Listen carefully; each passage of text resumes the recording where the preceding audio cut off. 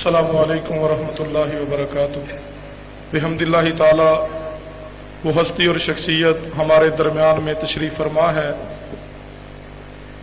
جن کے ہم منتظر تھے۔ اللہ تعالی حضرت شیخ کی علم میں، عمر میں، زندگی میں برکت عطا فرمائے۔ سب سے پہلے میں اپنے بزرگوں سے گزارش کروں گا اور بڑے بھائیوں سے کہ وہ ذرا شفقت فرمائے اور قریب تشریف لے آئیں۔ حاجی عبدالستار صاحب سے بھی گزارش ہے وہ آگے آ جائیں، ماسٹر محمود صاحب بھی آگے آ جائیں، دیگر جو بڑے احباب تشریف فرمائیں، بچے ان کو آگے جگہ دیں اور باقی ساتھی بھی قریب قریب ہو جائیں تاکہ حضرت شیخ صاحب کی بات آپ کو صحیح طرح سمجھ آ سکے۔ اور ستیانہ جامعہ کے استاد فضیلت الشیخ عمران اعظم صاحب حافظ اللہ بھی تشریف فرمائیں، ان سے میں گزارش کروں گا آپ ذرا اور قریب آ جائیں۔ جو جامعہ کے طلباء تشریف فرما ہے ان سے بھی گزارش ہے کہ وہ بھی آگے تشریف لے آئیں۔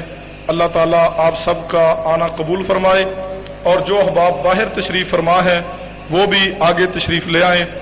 اب میں خطاب کے لیے دعوت دیتا ہوں، اور اس سے قبل کہ میں حضرت شیخ کو دعوت دوں یہ بات بھی اپنے ذہن نشین کر لیجئے کہ اگر کسی ساتھی نے کوئی بھی کسی مسئلہ میں کوئی سوال کرنا ہو تو وہ تحریری سوال لکھ کر کے، یعنی سوال کو بیان کے بعد آگے بھیج سکتا ہے اسٹیج پہ، تاکہ استاد محترم اس کا اچھی طرح جواب ارشاد فرما دے۔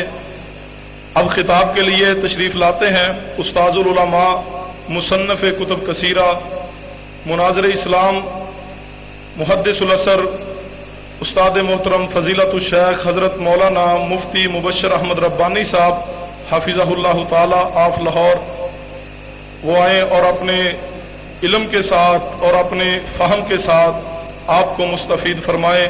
حضرت مولانا مفتی مبشر احمد ربانی صاحب۔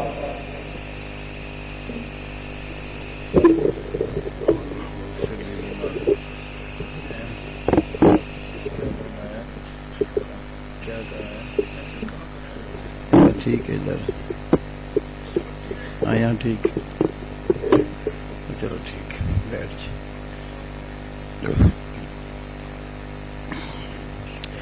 السلام علیکم ورحمۃ اللہ وبرکاتہ۔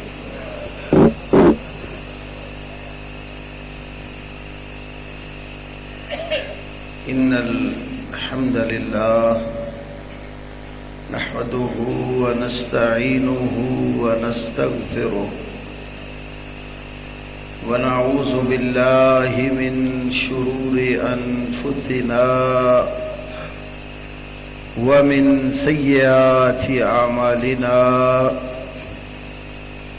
من يهده الله فلا مضل له ومن يضلل فلا هادي له، وأشهد أن لا إله إلا الله وحده لا شريك له، وأشهد أن محمدا عبده ورسوله، أما بعد فأعوذ بالله السميع العليم من الشيطان الرجيم، من همزه ونفخه ونفثه، بسم الله الرحمن الرحيم، وأنزل الله عليك الكتاب والحكمة،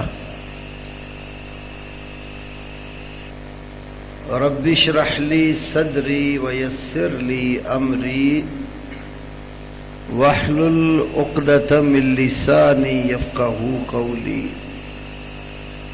اللهم صل على محمد وعلى آل محمد كما صليت على إبراهيم وعلى آل إبراهيم إنك حميد مجيد، اللهم بارك على محمد وعلى آل محمد كما باركت على إبراهيم وعلى آل إبراهيم إنك حميد مجيد۔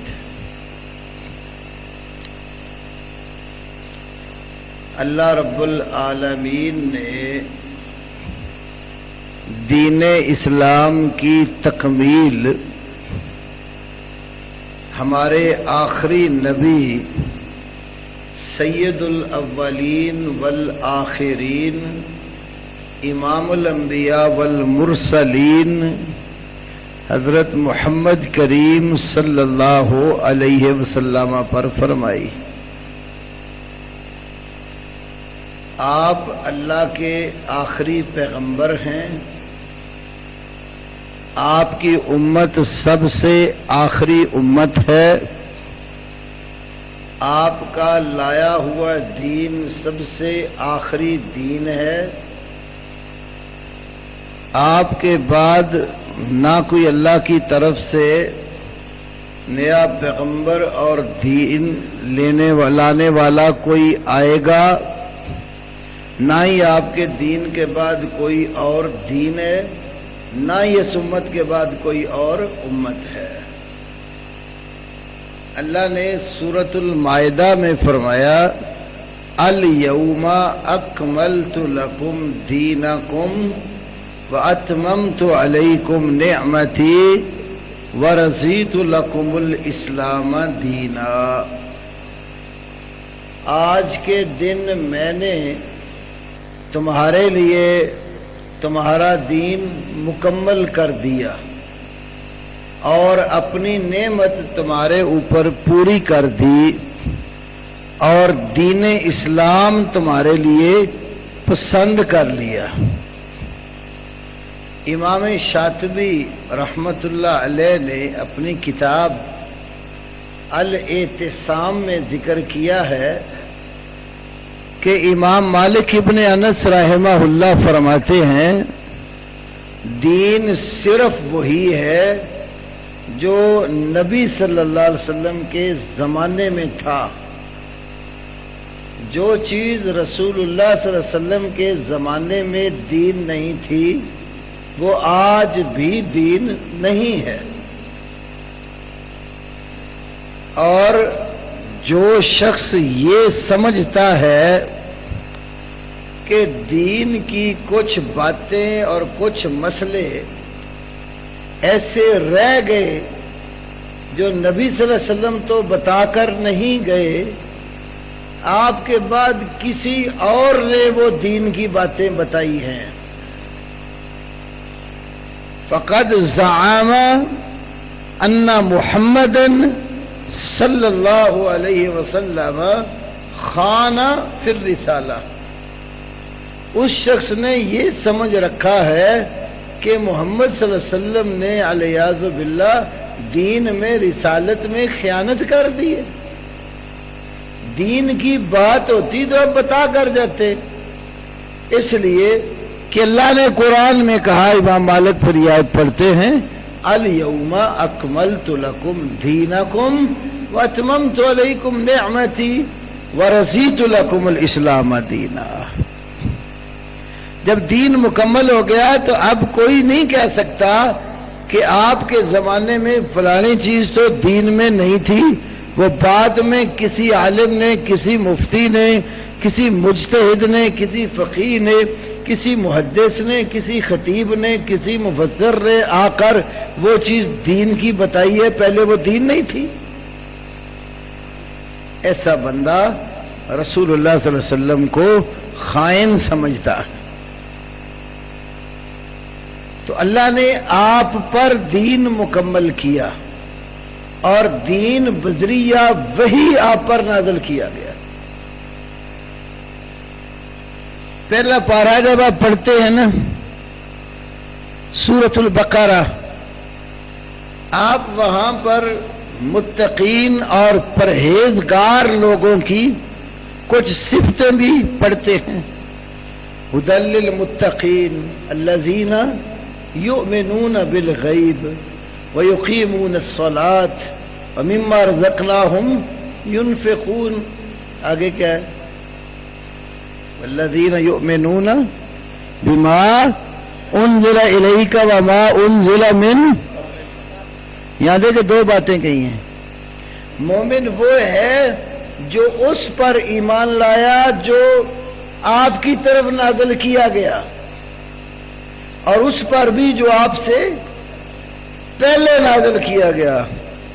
کہیں بھی نہیں کہا کہ آپ کے بعد بھی کچھ نازل ہوگا، کہ مومن اس پر بھی ایمان لائیں گے جو آپ کے بعد نازل ہوگا. ایسا کہیں بھی نہیں ہے. قرآن نے یہ ذکر کیا کہ جو آپ پر اتارا گیا، اللہ نے آپ کی طرف بھیجا، اس پر اور جو آپ سے پہلے نبیوں رسولوں کو اللہ نے پیغام دیا، دعوت دی، وحی دی، اس پر ایمان لائے. قرآن کے انداز سے معلوم ہوتا ہے کہ آپ کے بعد نازل ہونے والی کوئی شے نہیں ہے. تو آپ پر کیا نازل ہوا؟ صرف قرآن نازل ہوا یا قرآن کے علاوہ بھی اللہ نے کچھ نازل کیا ہے؟ کچھ لوگ ہیں وہ کہتے ہیں کہ صرف قرآن پاک، اس کے سوا کچھ نہیں. سورۃ النساء کی آیت میں نے آپ کے سامنے شروع میں پڑھی. اللہ نے فرمایا کہ وَأَنزَلَ اللَّهُ عَلَيْكَ، اور اللہ نے تجھ پر نازل کیا. کسے؟ الکتاب والحکمت، کتاب اور حکمت. کتاب اور حکمت کتنی چیزیں ہوئی؟ ایک کے دو. کتاب اور حکمت اللہ نے آپ پر نازل کی. کچھ لوگ کہہ دیتے ہیں یہ جو اور کا لفظ ہے بیچ میں، یہ کتاب کی تفسیر کے لیے آیا ہے. کتاب یعنی حکمت، یہ کوئی الگ شے نہیں ہے. پھر ایسے لوگوں کو میں ایک مثال دیتا ہوں. مولانا عامر رضا خان صاحب نے کتاب لکھی وصایا شریف، جس میں انہوں نے اپنا وصیت نامہ لکھوایا ہے. انہوں نے اس میں یہ لکھوایا ہے کہ میرے بعد حت الوسع اتباع شریعت نہ چھوڑنا. میرے بعد حت الوسع اتباع شریعت نہ چھوڑنا، اور میرا دین و مذہب جو میری کتب سے ثابت ہے اس پر مضبوطی سے قائم رہنا ہر فرض سے اہم فرض ہے. پہلے کیا کہا؟ اتباع شریعت نہ چھوڑنا. آگے لفظ کیا استعمال کیا؟ اور میرا دین و مذہب جو میری کتب سے ظاہر ہے. اب یہاں تو اتباع شریعت اصل میں اس نے لہذا ذکر کی، اور جو اس کا خاص دین و مذہب اس کی کتابوں میں ہے اس کی زیادہ تاکید کر رہا ہے.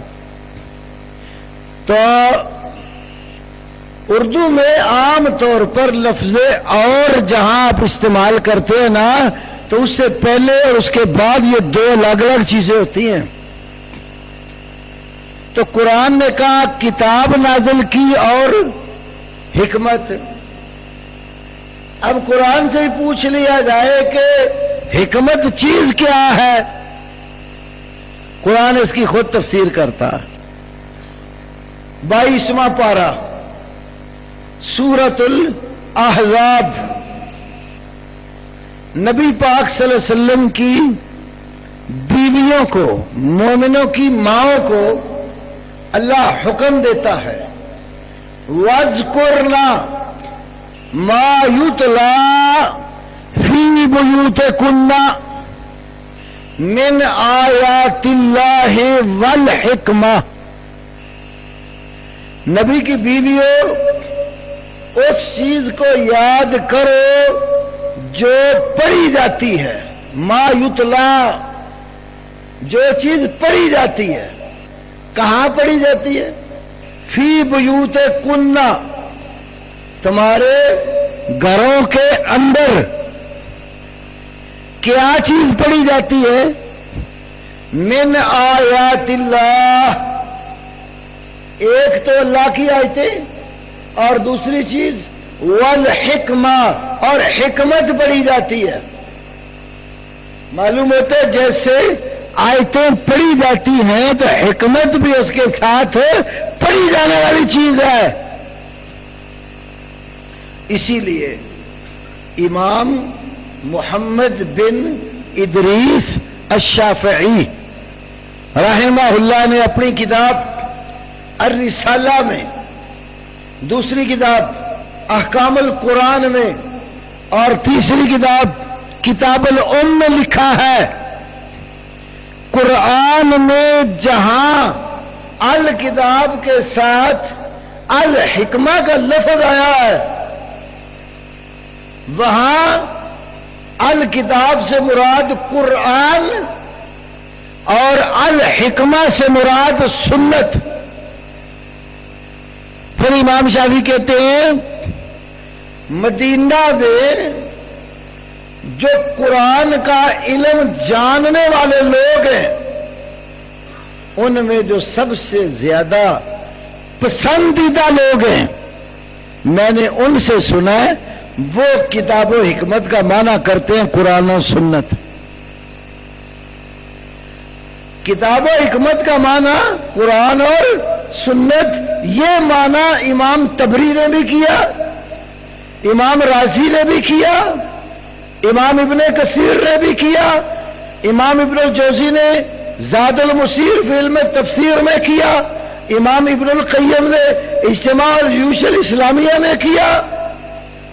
اور قرآن کے بعد سب سے زیادہ صحیح سمجھنے والی کتاب بخاری شریف میں امام بخاری نے صحیح بخاری کتاب التفسیر سورۃ الاحزاب اور آیت وَاذْكُرْنَا مَا يُتْلَى فِي بُيُوتِكُنَّ مِنْ آیَاتِ اللَّهِ وَالْحِکْمَةِ، بخاری میں والحکمہ کا معنی لکھا ہے السنہ.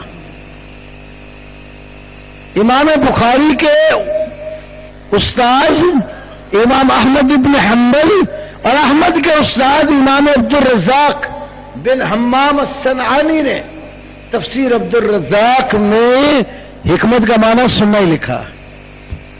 تو بڑے بڑے مفسرین اور محدثین نے کتاب و حکمت کا معنی لکھا قرآن و سنت. اور اسی بات کی طرف امام بخاری نے صحیح بخاری میں توجہ دلائی. پوری ایک کتاب کا نام صحیح بخاری میں کتاب الاعتصام بالکتاب والسنہ، کتاب اور سنت کو مضبوطی سے تھامنے کا تذکرہ. تو کتاب و حکمت کا معنی کیا ہوا؟ قرآن اور سنت. تو اللہ کہتے ہیں وَأَنزَلَ اللَّهُ عَلَيْكَ الْكِتَابَ وَالْحِکْمَةَ، اللہ نے نبی پر کتاب و حکمت یعنی قرآن اور سنت کو نازل کیا ہے. تو دین وہی ہے جو رسول اللہ پر نازل ہوا، اور حق بھی وہی ہے جو اللہ کے نبی پر اترا ہے. نبی صلی اللہ علیہ وسلم پر نازل کردہ دین سے ہٹ کر اس کے مد مقابل کوئی بھی چیز ہو وہ حق نہیں ہو سکتی. آئیے قرآن دیکھتے ہیں. سورہ محمد صلی اللہ علیہ وسلم، سورہ محمد. اللہ کہتے ہیں الذین کفروا وصدوا عن سبیل اللہ، وہ لوگ جنہوں نے کفر کیا اور اللہ کی راہ سے روکا. اضل اعمالہم، اللہ نے ان کے عمل بیکار کر دیے، غارت کر دیے. والذین آمنوا وعملوا الصالحات، اور وہ لوگ جو ایمان لائے اور انہوں نے اچھے عمل کیے. وآمنوا بما نزل علی محمد، اور ایمان لائے اس پر جو محمد پر نازل کیا گیا. وَهُوَ الْحَقُّ مِن رَّبِّهِمْ، وہ ہی حق ہے ان کے رب کی طرف سے. جو کچھ محمد پر اتارا گیا اللہ کہتا ہے وہ ہی حق ہے. مدارس کے طلباء اور کچھ اساتذہ اور مشائخ موجود ہیں. یہ وَهُوَ الْحَقُّ، یہ ہوا جو ضمیر منفصل زیادہ ذکر کی ہے اور اگلا لفظ الحق کو الف لام کے ساتھ ذکر کیا ہے، یہاں اس کو علماء کہتے ہیں یہ حصر کا معنی دیتا ہے، مفہوم کو ایک خاص پیرائے میں بند کر دیتا ہے کہ حق ہے تو وہی ہے جو محمد صلی اللہ علیہ وسلم پر اترا، اس کے سوا کوئی حق نہیں۔ اور قرآن کہتے ہیں فماذا بعد الحق الا الضلال، حق کے بعد ساری گمراہی ہے۔ تو حق کیا ہے؟ بما نزل علی محمد، محمد صلی اللہ علیہ وسلم پر جو اتارا گیا، اور وہ قرآن نے بتا دیا کیا اتارا ہے، کتاب و حکمت، قرآن و سنت۔ تو معلوم ہے قرآن اور سنت حق ہے اور اس کے خلاف جو کچھ ہے وہ باطل ہے۔ رسول اللہ صلی اللہ علیہ وسلم کی دو حدیثیں میں عرض کرتا ہوں۔ سنن ابی داود، مستدرک حاکم، خطیب بغدادی رحمہ اللہ کی اصول حدیث کی کتابوں میں سے الجامع، امام ابن عبد البر کی جامع بیان العلم فضلہ، اور بے شمار کتابوں میں حدیث ہے۔ نبی پاک صلی اللہ علیہ وسلم جب بولتے تھے نا تو عبداللہ بن عمر بن العاص رضی اللہ عنہ آپ کی باتیں سن کر لکھ لیتے تھے۔ قریش کے لوگوں نے انہیں منع کیا کہ نہ لکھا کرو، وجہ کہنے لگے محمد بشر یتکلم فی الرضا والغضب، محمد صلی اللہ علیہ وسلم تو انسان ہے، خوشی میں بھی بولتے ہیں اور غصے میں بھی بولتے ہیں۔ آپ خوشی میں بھی بات کرتے ہیں اور غضب میں بھی بولتے ہیں، تو تم ہر ایک بات لکھ لیتے ہو، وجہ کیا بین کی؟ آپ کیا ہیں؟ اور قریش کے لوگ آپ کو کیا مانتے تھے؟ آپ ہی مانتے ہیں کہ نہیں؟ کہ یہی سمجھتے اللہ ہی جانے کون بشر ہے، اور اب تو جو اللہ ہی جانے کون بشر کہنے والے تھے وہ بھی مان چکے۔ سعودی عرب میں جب احمد رضا خان بریلوی کے ترجمے پر شافات کے دور حکومت میں پابندی لگی تھی تو وہ اللہ ہی جانے بشر کہنے والے نا سیال شریف میں اکٹھے ہو گئے۔ خواجہ قمر الدین سیالوی، عبید الدین سیالوی بڑے مشہور پیر ہیں، تو اپنے پیر کے آستانے پہ اکٹھے ہو گئے اور مل کر ایک خط لکھا شافاد کو۔ وہ خط پیر کرم شاہ صاحب بھیرے والے، ان کا رسالہ ماہنامہ نکلتے ضیاء حرم، جنوری 1983 کا شمارہ ضیاء حرم، اور دوسرا رسالہ مولوی ابو داؤد محمد صادق کا گجرانوالہ کا رضائے مصطفیٰ، اس کا فروری 1983 کا شمارہ۔ اگر یہ شمارے نہ ملے تو ضیاء قرآن پبلیکیشن والوں نے احمد رضا خان کے حالات زندگی پر جو کتاب چھاپی ہے انوار رضا، اس میں بھی ہے۔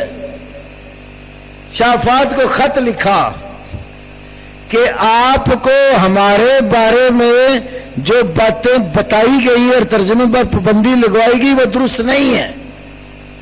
پھر وضاحت کی، ان وضاحتوں میں ایک یہ وضاحت تھی کہ لوگوں نے آپ کو بتایا کہ ہمارے بزرگ احمد رضا خان اور نعیم الدین مراد آبادی، جس کی اس کے ترجمے کے ساتھ تفسیر ہے، یہ دونوں انبیاء رسل کی بشریت کے منکر ہیں۔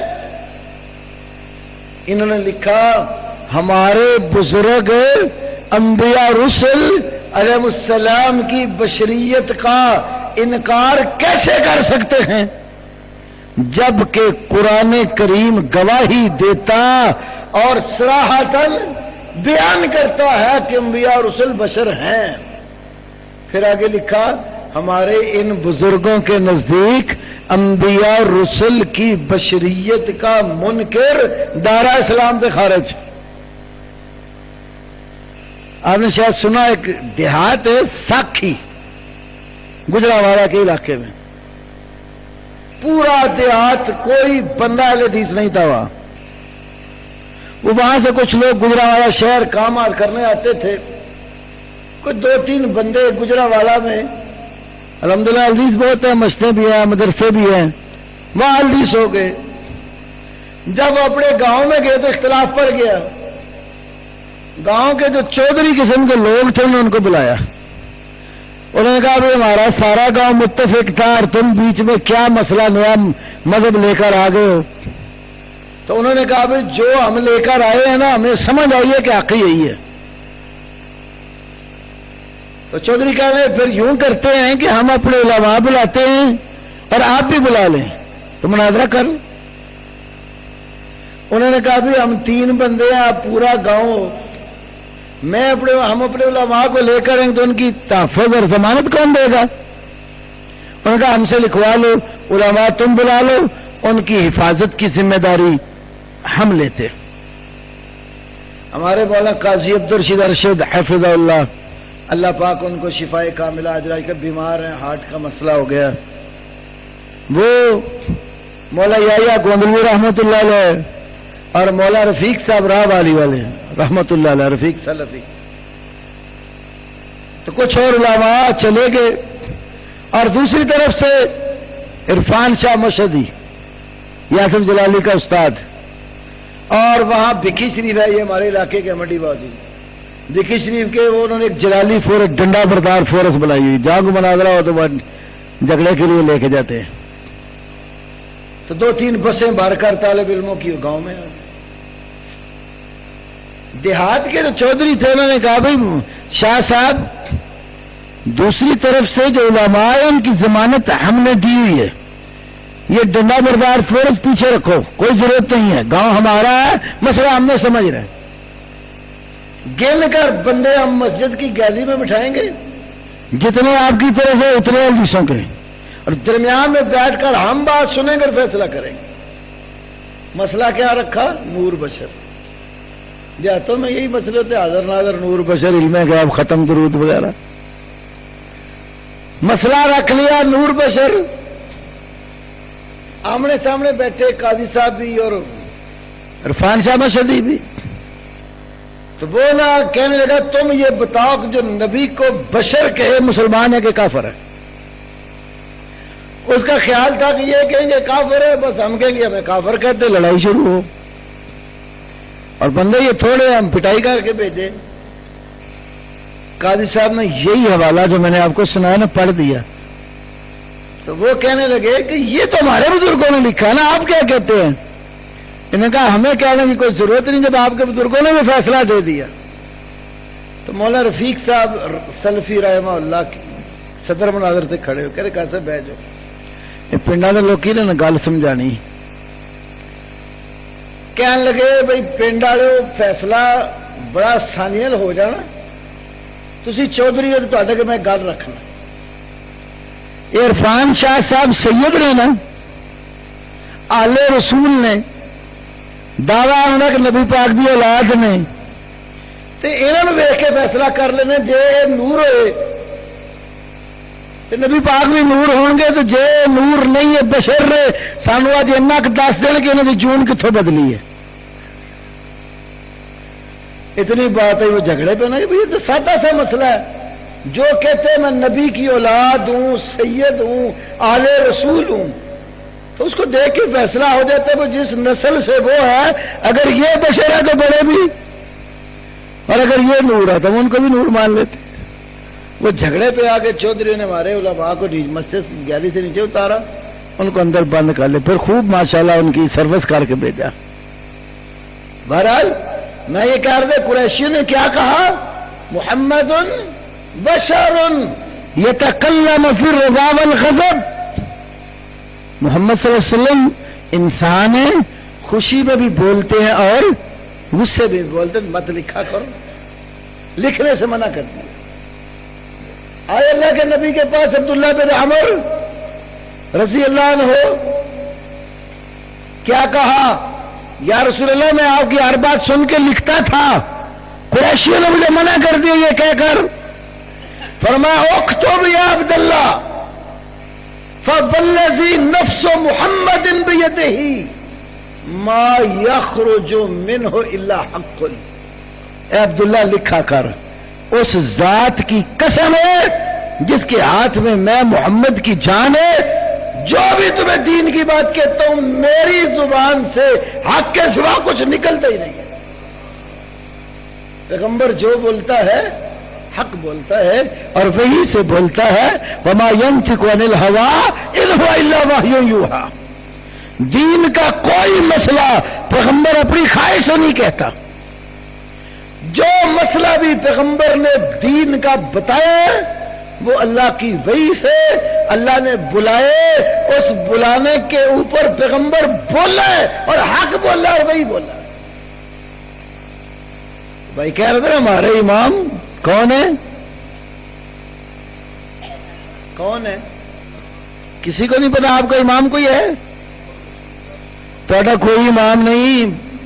اور مولوی افتخار ہوندا سی فیصلہ آباد دا، کوڑا جنوں کہندے سی.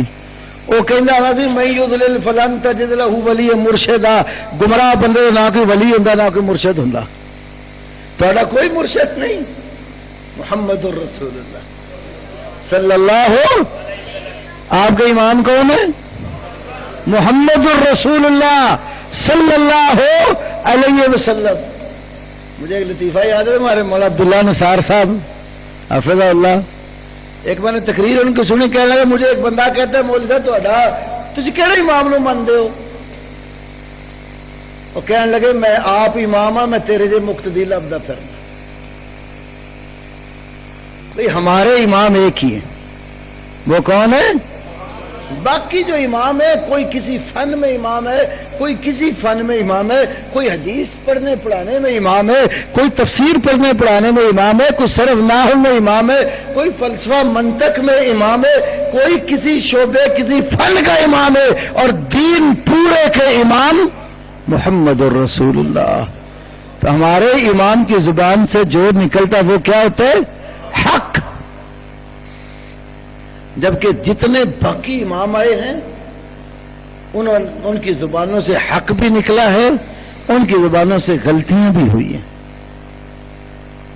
جو مجتہدین ہے، نیک نیت مجتہد اگر کوئی مسئلے کا استنباط کرتا ہے غلطی ہو بھی جائے تو اس کی غلطی معاف ہوتی ہے، ایک اجر پھر بھی ملتا ہے. یہ بخاری کی حدیث ہے.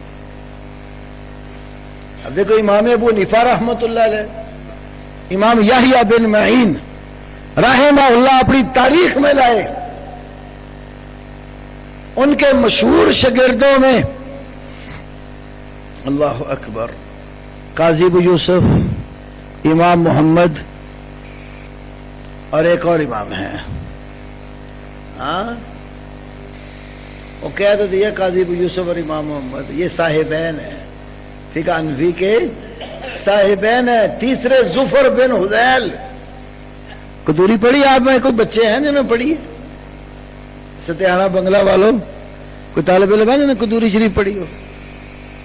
قدوری شریف جو فقہ حنفی کی کتاب ہے، اس چھوٹی سی کتاب پہ ان شاگردوں کے امام ابو حنیفہ کے آپس جو اختلافی مسائل ہیں ٹوٹل 286 ہیں. اور پہلا مسئلہ اختلافی یہ ہے کہ جب وضو کرنا ہے تو یہ جو کونی ہے یہ دھونے میں فرض میں شامل ہے یا نہیں. امام ابو حنیفہ فرماتے ہیں، قاضی ابو یوسف بھی اور امام محمد بھی یہ شامل ہے، اور ظفر بن حذیل کہتے ہیں کونی تک دھونا ہے، کونی دھونے میں شامل. تو یہ مثال دے رہے ہیں، ظفر بن حذیل ان کے شاگرد ہیں. تو ظفر بن حذیل کہتے ہیں میں نے امام ابو حنیفہ رحمۃ اللہ علیہ سے سنا، وہ قاضی ابو یوسف کو کہہ رہے تھے ویحک یا یعقوب لا تکتب کل ما تسمع منی فإنی اری الرأی اليوم واترکہ غدا واری الرأی غدا اترکہ بعد غد. کہتے افسوس قاضی ابو یوسف جو میں بولتا ہوں مت لکھا کر. نبی نے کیا کہا؟ خوشی میں بولوں تب بھی لکھ، غصے میں بولوں تب بھی لکھ. تو امام صاحب کیا کہتے لا تکتب کل ما تسمع منی، جو کچھ مجھ سے سنتا ہے تو مت لکھ. کیوں؟ آج ایک رائے کسی مسئلے میں اختیار کرتا ہوں تو کل چھوڑ دیتا ہوں، کل کوئی رائے اپناتا ہوں تو پرسوں چھوڑ دیتا ہوں، میری بات کو مت لکھ۔ نبی نے تو کبھی نہیں کہا میں آج مسئلہ کروں گا تو کل بدل دوں گا، کل کروں گا تو پرسوں چھوڑ دوں گا، تو میری بھی نہ لکھ۔ جو امام اعظم تھے ہیں اور قیامت تک آنے والے لوگوں کے سب سے بڑے امام محمد الرسول اللہ صلی اللہ علیہ وسلم، وہ کہتے ہیں جو بولوں خوشی میں بولوں تب، غصے میں بولوں تب، اس کو لکھ، اس لیے جو مسئلہ تمہیں بتاتا ہوں وہ حق ہی ہوتا۔ دوسری حدیث ابو داود میں ہے، طبقات ابن سعد میں ہے، الطبقات القبرى لابن سعد۔ ایک حارث بن سواد نامی کافر تھا، اللہ کے نبی سفر میں تھے، اس سے ملاقات ہوئی تو اس کے پاس ایک گھوڑا تھا بڑا بہترین، آپ نے گھوڑے کا سودا کیا تو اس کو ساتھ کہا میرے ساتھ آ جاؤ، جتنے پیسے طے ہیں میں گھر پہنچ کر تمہیں دے دیتا ہوں۔ آپ آگے آگے تیز سے جا رہے، وہ پیچھے آ رہا ہے، اس نے راستے میں وہ گھوڑا کسی اور کو دے دیا، اور نبی علیہ السلام جب گھر سے واپس آئے اس کو کہا بھائی یہ رقم لو اور جو میں نے سودا کیا گھوڑا میرے والے کو۔ وہ کہتا ہے میں نے آپ سے سودا ہی نہیں کیا، آپ صلی اللہ علیہ وسلم اور اس کے سوا موقع کا کوئی گواہی نہیں تھا۔ کہتے میں نے آپ سے سودا نہیں کیا، اللہ کے نبی نے کہا میں نے تیرے سے سودا کیا، انکاری ہو گیا، اب موقع کا کوئی گواہ نہیں ہے، یہ تکرار ہو رہا ہے اس سے۔ ایک انصاری صحابی خزیمہ بن ثابت رضی اللہ عنہ تشریف لے آئے، بات سنی، کہا یا رسول اللہ آپ کہتے ہیں میں نے سودا کیا ہے؟ فرمایا ہاں، فرمایا میں گواہی دیتا ہوں آپ نے سودا کیا ہے، میں گواہی دیتا ہوں آپ نے سودا کیا ہے۔ فرمایا تو موقع پر تھا ہی نہیں، گواہی کیسے دیتا؟ تو کہا جب آپ کہتے ہیں میں نے سودا کیا ہے تو میرا ایمان یہ کہتا ہے انک لا تقول الا حقا، انک لا تقول الا حقا، آپ تو حق کے سوا کچھ کہتے ہی نہیں ہے، جب آپ نے کہا میں نے سودا کیا، آپ سچ کہہ رہے، میں گواہی دیتا ہوں آپ نے سودا کیا۔ اس صحابی کو انعام زبان نبوت سے کیا ملا؟ جہاں خزیمہ دو بندوں کی گواہی کی ضرورت پڑتی ہے تو اکیلا گواہی دینا، تیری اکیلے کی گواہی دو بندوں کی گواہی کے قائم مقام ہوگی۔ ذو شہادتین کا لقب پایا اس لیے کہ پیغمبر کی اس موقع پر تصدیق کی جب کوئی تصدیق کرنے والا نہیں تھا۔ ایمان کیا بتایا؟ انک لا تقول الا حقا، اب حق ہی بولتے ہیں، یہ بھی حسر کا کلمہ ہے، لا تقول الا حقا، حق کے سوا آپ کچھ بولتے ہی نہیں۔ تو حق کیا ہوا پھر؟ جو رسول اللہ کی زبان سے نکلا، حق وہ جو آپ پر نازل ہوا، اور وہ کیا ہوا پھر؟ قرآن اور سنت، قرآن اور حدیث۔ حدیث اور سنت ایک ہی چیز کے دو نام ہیں۔ کچھ لوگ ایسے ہیں جو حدیث کا انکار کرنے کے لیے سنت کو الگ کرتے اور حدیث کو الگ کرتے اور عوام کو گمراہ کرتے۔ کیا کہتے ہیں؟ کہتے ہیں حدیث تو صحیح بھی ہوتی ہے اور حدیث ضعیف بھی ہوتی ہے۔ کیوں مولانا؟ حدیث صحیح بھی ہوتی ہے اور حدیث ضعیف بھی ہوتی ہے، تم کہتے ہو اہل حدیث ہیں، تو ہمیں بتاؤ نا کون سے حدیث ہو؟ اہل و صحیح الحدیث ہو، اہل و ضعیف الحدیث ہو، اہل و منکر الحدیث ہو، اہل و موضوع الحدیث ہو، اہل و مرسل الحدیث ہو، اہل و معلق الحدیث ہو، اہل و معضل الحدیث ہو، اہل و مدلس الحدیث ہو، کون سے حدیث والے ہو؟ تو سنت تو کہتے ضعیف ہی نہیں ہوتی، سنت تو ضعیف نہیں ہوتی، سنت تو رسول اللہ کے عمل کا نام ہے، وہ کیسے ضعیف ہو سکتی؟ حدیث سے ضعیف بھی ہوتی ہیں، لہذا حدیث اور سنت۔ میں سادہ سی بات کرتا ہوں، ابو داؤد کو وہ بھی مانتے ہیں کہ نہیں مانتے؟ ترمذی کو، نسائی کو، ابن ماجہ کو۔ تو ان کتابوں کے نام کیا ہیں؟ سنن ابی داؤد، سنن ترمذی، سنن نسائی، سنن ابن ماجہ، السنن الکبریٰ للبہقی، السنن الکبریٰ للنسائی، معرفت السنن والآثار للبہقی۔ چلو ان کو چھوڑو، انفیوں میں آ جاؤ۔ علامہ شوق نیندی کے آثار السنن، آثار السنن، اگر سنت ضعیف نہیں ہوتی، جب ہم ابو داؤد سے حدیث پڑھے رفع دین کرنے کی، تو کیوں ضعیف کہتے ہو؟ ابو داؤد سے حدیث پڑھے امام کے پیچھے فاتحہ پڑھنے کی، تو کیوں ضعیف کہتے ہو؟ نام کیا ہے اس کا؟ حدیث ابی داؤد، کیا نام ہے؟ سنن ابی داؤد۔ جب سنت ضعیف نہیں ہوتی چلو ایسے ہی مان لو کہ ابو داؤد میں جو کوئی موجود ہے وہ سنت ہے، ابن ماجہ میں جو کوئی لکھا ہوا وہ سنت ہے، ترمذی میں جو کوئی لکھا ہوا وہ سنت ہے، نسائی میں جو کوئی لکھا ہوا وہ سنت ہے، امام بہقی کی سنن کبریٰ، نسائی کے سنن کبریٰ جو لکھا ہے وہ سنت ہے، ایسے ہی مان لو۔ لیکن وہ بھی جب باری آئے گی تو کیا کہیں گے؟ یہ ابو داؤد کی روایت صحیح نہیں ہے۔ بھائی نام تو وہ سنن ابی داؤد ہے، سنت کو تو آپ نہیں مانتے۔ محدثین کے ہاں سنت اور حدیث ایک ہی چیز کے دو نام ہیں، ایک ہی چیز کے دو نام ہیں۔ میں ایک مثال دے دیتا ہوں۔ کوئی بڑی کلاس کا ہے طالب علم شیخ؟ تو پہلی بار ہی آئے ہوئے ہیں۔ الفیہ عراقی طلباء کے لیے خاص طور پہ، الفیہ عراقی، حافظ ولی الدین عراقی حافظ ابن حجر کے استاد ہیں، 1000 شعر اصول حدیث کا الفیہ عراقی، اس میں لکھا وَأَهْلُ هَذَا الشَّانِ قَدْ قَسَّمُوا السُّنَنَ، وَأَهْلُ هَذَا الشَّانِ قَدْ قَسَّمُوا السُّنَنَ إِلَى صَحِيحٍ وَضَعِيفٍ وَحَسَنٍ، کہ اس فن کے علماء نے سنت کی تقسیم کی ہے، کیا؟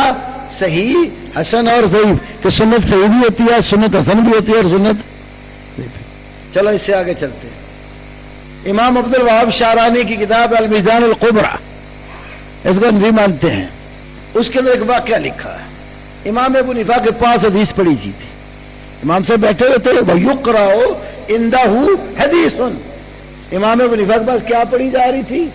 حدیث۔ ایک بندہ آیا نا، وہ کہتے دعونا هذه الاحاديث، امام صاحب یہ حدیثیں بیان کرنا چھوڑو، قرآن کی بات کرو۔ دعونا هذه الاحاديث، ان حدیثوں کو چھوڑ دو، قرآن کی بات کرو، جو قرآن میں وہ پڑھو۔ امام ابو حنیفہ نے کیا کہا؟ پڑھا کیا جا رہا تھا؟ حدیث ہے، یقرأ عنده حدیث، حدیث پڑھی جا رہی تھی، تو امام صاحب کو کہا گیا یہ حدیثیں چھوڑو اور بات کس کی کرو؟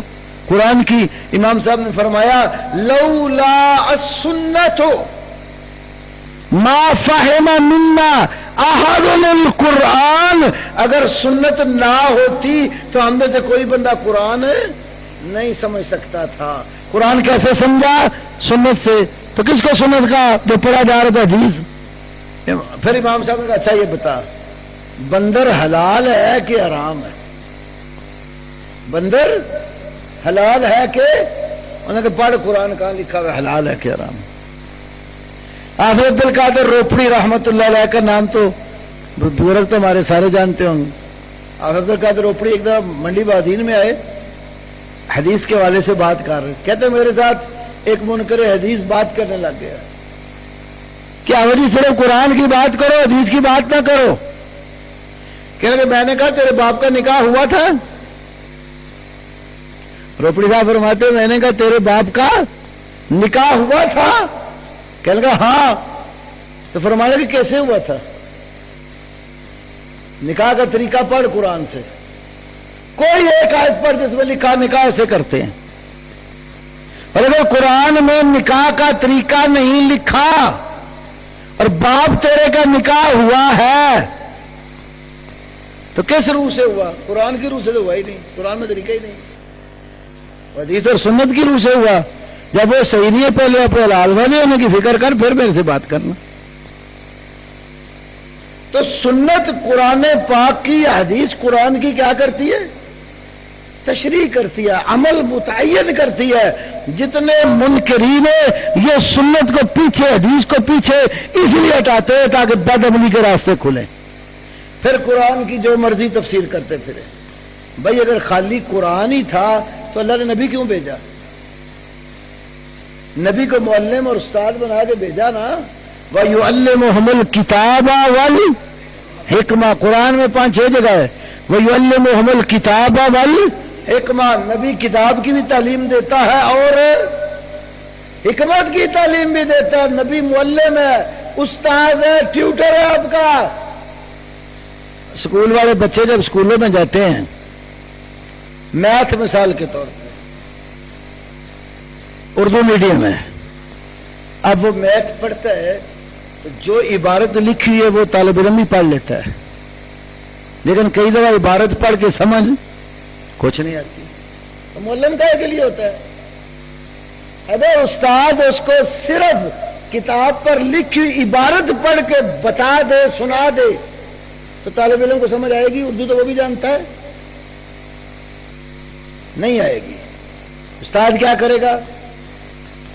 اس کی تشریح کرے گا نا، تو طالب علم سیاح بنے ان کی طرح کا، وہ کہ ایک استاد ہوئے تو تہاڈیاں گلاں ہوئیاں نا، آ کتاب جو پڑھ کے دسو جی کوئی لکھا کی ہے، انہوں کو عقل مند بندہ منے گا۔ سیاح طالب علم ہوگا تو سمجھے گا کہ استاد جو لفظ بول رہا نا، اس کی شرح کے لیے مجھے اس کی ضرورت ہے۔ ٹیسٹ پیپر کیوں لے لیتا ہے؟ خلاصے کیوں لے لیتا ہے؟ وہ تو کتاب کا پورا متن نہیں ہوتے، ٹیکسٹ پورا نہیں ہوتا، وہ شرح ہوتی ہے دوسرے بندے کی اس کو سمجھنے کے لیے۔ اللہ نے نبی بھیجا، اگر نبی صرف قرآن پڑھ کر سنا دیتے تو عربی زبان تو ان کی بھی مادری تھی، عربی تو انہیں بھی آتی تھی، پھر نبی کیوں بھیجا؟ کتاب دے دیتا اللہ، چلو پڑھو، تمہاری زبان عربی میں آ گئی ہے، کسی چیز کی ضرورت نہیں۔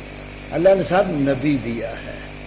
نبی صرف قرآن کی تلاوت نہیں کرتا کہ یتلو علیہم آیاتہ ویزکیہم، آگے کیا ہے؟ وَيُعَلِّمُهُمُ الْكِتَابَ وَالْحِکْمَةَ، تلاوت علیحدہ ذکر کی ہے اور تعلیم علیحدہ ذکر کی ہے۔ پیغمبر تعلیم دیتا ہے، پیغمبر سکھاتا ہے، پیغمبر قرآن کی آیات کا معنی مفہوم معین کر کے عمل کی راہ دیتا ہے۔ تو اگر کوئی یہ پیغمبر کا ٹیکس نہیں مانتا تو وہ حدیث کا کیا کرتا ہے؟ انکار کرتا ہے۔ اور انکار جو حدیث کا ہے نا، یہ فرعون اور اس کے ماننے والے لوگوں کا ہے۔ قرآن سے بتاتا ہوں، سورہ طٰہٰ، موسیٰ علیہ السلام کو اللہ رب العالمین نے ان کا واقعہ ذکر کرتے فرمایا هل اتاک حدیث موسیٰ، هل اتاک حدیث موسیٰ، کیا تیرے پاس موسیٰ کی حدیث آئی ہے؟ کیا لفظ بولا ہے قرآن نے؟ حدیث۔ هل اتاک حدیث موسیٰ، مطلب حدیث کا ترجمہ نہیں کر رہا، وہی جو قرآن میں ہے۔ هل اتاک حدیث موسیٰ، کیا تیرے پاس موسیٰ کی حدیث آئی ہے؟ کون سی حدیث؟ اذ رأى نارا، جب انہوں نے کیا دیکھی؟ آگ۔ فقال لأہلہ، اہلیہ سے کہا امکثوا، ٹھہر جاؤ، انی آنست نارا، میں نے آگ پر اطلاع پائی ہے، لعلی آتیکم منہا بقبس او اجد للنار ہدی، ہو سکتا ہے میں تمہارے پاس آگ کی کوئی چنگاری لے آؤں یا جہاں آگ جل رہی ہے کوئی رہنمائی پاؤں۔ آگ لینے گئے، فلما اتاہا نودی یا موسیٰ، جس جانب آگ کو دیکھا جب ادھر آئے نا تو نودی آواز دی گئی۔ یہ وہ آواز نہیں ہے جو کربلا کی ذکر دیتا ہے، آواز آندھی پتہ نہیں کتوں آندھی۔ نودی یا موسیٰ، اللہ کی طرف سے آواز آئی، اے موسیٰ تو پاک وادی طوا کے اوپر ہے، جوتے اتار دے، انخترتک فاستمع لما یوحی، انخترتک موسیٰ میں نے تجھے چن لیا، فاستمع کان لگا کے سن، کسے؟ ما یوحی، جو وحی کی جا رہی ہے۔ کیا اللہ نے کہا جو وحی کی جا رہی ہے اس کو غور سے سن۔ کیا وحی ہوئی؟ اننی انا اللہ، بلا شبہ میں اللہ ہوں، لا الہ الا انا، میرے سوا کوئی الہ نہیں ہے، فاعبدنی، میری عبادت کر، واقیم الصلاۃ لذکری، میرے ذکر کے لیے نماز قائم کر۔ تو وہی میں اللہ نے کیا کیا؟ اپنا تعارف کروایا کہ میں اللہ ہوں، پھر بتایا میرے سوا کوئی معبود نہیں ہے، پھر مطلق عبادت کا حکم دے، میری عبادت کر، پھر عبادت کی اقسام میں سے خاص قسم صلاۃ، نماز، اس کے قائم کرنے کا حکم دیا، تو نماز کے قائم کرنے کی وجہ بتائی کہ ذکری، نماز میری یاد اور میرے ذکر کے لیے قائم کر. پھر جس دن رزلٹ نکلنا ہے نا الساعۃ الآتیہ، پھر قیامت کے وقوع کا ذکر کیا. پھر آگے فرمایا موسیٰ اذهب الى فرعون انه طغى، وہی دے دی میں نے تجھے، اپنے تعارف کروا دیا، عبادت کا حکم دے دیا، جا فرعون کی طرف اور اس کو دعوت بڑے سرکش ہے. موسیٰ علیہ السلام نے اللہ سے دو دعائیں مانگی، ایک اپنی ذات کے لیے رب اشرح لی صدری، اور ساتھ اپنا مددگار بھائی ہارون بھی مانگا. اللہ نے دونوں دعائیں قبول کی. پھر آگے جا کے پڑھو گے سورۃ طٰہٰ میں یاد کہا تھا اذهب، ایک بندے کا حکم. اگلی آیت میں اذهبا تثنیہ آ گیا، دونوں جاؤ بھائی. فرعون کو جا کر دعوت دو، دعوت کا طریقہ سکھایا. کیا فرعون کو دعوت دینی بڑا سرکش ہے. فَقُولَا لَهُ قَوْلًا لَيِّنًا، دونوں جا کے نا بڑے نرم طریقے سے بات کرنا.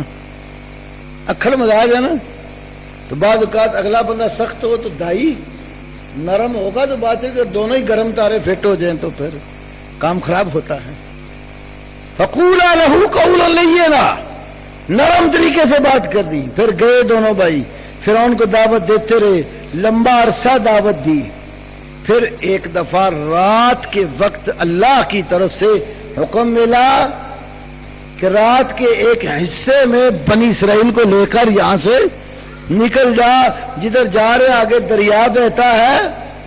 خطیب تو ہمارے کہتے ہیں نا آگے بڑھتے ہیں تو پانی دیا، موجاں تو پیچھے فرعون دیا فوجاں. ہاں وہ آگے بھی جائیں بڑھیں تو مرتے ہیں، پیچھے بڑھیں ہٹیں تو پھر بھی مرتے ہیں. موسیٰ علیہ السلام کو کہہ رہے انا لمدرکون، موسیٰ ہم تو پکڑے گئے، آگے پانی پیچھے فرعون اس کا لشکر. مگر اللہ نے راستہ بنایا، پار چلے گئے. فرعون چڑھا، تباہ ہو گیا. پھر جا کر دوسری طرف میدان تی میں کافی عرصہ 40 سال گزارے. تو وہاں ایک دن بھائی ہارون کو کہا تم اس قوم کو سمجھاؤ اور میں جا رہا ہوں اللہ کی ملاقات کے لیے. پھر تورات لے کر آئے. کب ملی تورات؟ فرعون کی زندگی میں کہ بعد میں فرعون کا بیڑا غرق ہو گیا تو تورات اس کے بعد آئی. تو موسیٰ علیہ السلام کو ایک وحی وہ ملی جو تورات میں لکھی ہوئی تھی، اور ایک وحی وہ تھی جو انہوں نے اپنے کانوں سے سنی. فرعون کس وحی کا منکر ہو کر مرا؟ کتاب والی وحی کا یا حدیث موسیٰ کا؟ کیوں حضرات؟ حدیث موسیٰ کا منکر ہو کر فرعون مرا، تورات والی وحی تو آئی نہیں تھی. دوسری بات معلوم ہو گئی، ایک تو یہ معلوم ہو گئی کہ جو کتاب کے سوا پیغمبر کی وحی کا انکار کرے وہ فرعون ہے یا فرعون کے راستے پر چلنے والا ہے. دوسری بات معلوم ہوئی کہ پیغمبر پر کتاب کے سوا بھی اللہ وحی، تو ہمارے نبی پر بھی قرآن کے سوا بھی وحی آئی. وانزل اللہ علیک الکتاب والحکمہ. تو یہ دین ہے. اس وحی کا انکار کریں گے تو کس ڈگر پر چل پڑیں گے؟ فرعون والے راستے پر. تو اللہ نے ہمیں دو وحی، کتاب اور سنت، قرآن اور حدیث، دو وحی کی صورتیں عطا کی ہیں. دونوں اللہ کے نبی کو دی، اللہ کے نبی نے اپنی امت کو دی. یہی دین ہے، اس کے سوا کوئی دین نہیں ہے. تو اہل الحدیث بڑے خوش نصیب لوگ ہیں جن کو اللہ نے قرآن اور حدیث کی دولت سے نوازا ہے. جو مسئلہ بھی آتا ہے دیکھتے ہیں قرآن میں، سنت میں. قرآن اور سنت سے مل گیا دین ہے، نہیں ہے سمجھو دین نہیں ہے. دین وہی ہے جو کتاب و سنت میں ہے. اور مولانا تھانوی نے بھی بشتی زیور میں لکھا ہے. بشتی زیور ہے نا اس کا پہلا حصہ، اشرف علی تھانوی صاحب نے اس میں لکھا کہ دین صرف وہی ہے جو قرآن اور حدیث میں ہے. تہجد کی اذان کی باقاعدگی ضروری ہے. ضروری والا تو آرڈر کوئی نہیں شرع میں، البتہ حدیث میں جو ہے وہ یہ ہے اِنَّ بِلَالًا يُؤَذِّنُ بِلَيْلٍ فَقُلُوا وَاشْرَبُوا حَتَّى يُؤَذِّنَ ابْنُ أُمِّ مَكْتُومٍ. جب تک عبداللہ بن ام مکتوم اذان نہیں نہ دیتا کھاتے پیتے رہو، کیونکہ بلال رات کو اذان دے دیتا ہے۔